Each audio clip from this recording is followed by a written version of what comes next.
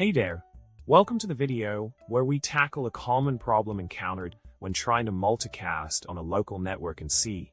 The problem at hand is that when attempting to have multiple instances listening to the broadcaster, only one client ends up receiving the message while the rest get left out. Frustrating, right? In the solution provided, it's highlighted that using the same IP address and port number for both the broadcaster and subscriber could lead to successful communication. However, in a single machine scenario with several receiver instances, where only one instance receives the messages, the issue lies in the fact that multicast group membership is based on IP address alone, not port.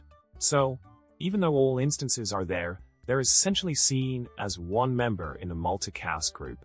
To sum it all up, when dealing with multicasting on a local network in C, it's crucial to understand how multicast group membership works based on IP address, not port. The solution offered sheds light on the importance of considering these factors to ensure all intended receivers get the messages. Remember, in the world of multicast, it's all about the IP address game. Alright folks, that's a wrap for today. Don't forget to hit subscribe, like the video, and drop a comment below with your thoughts. Until next time, happy coding!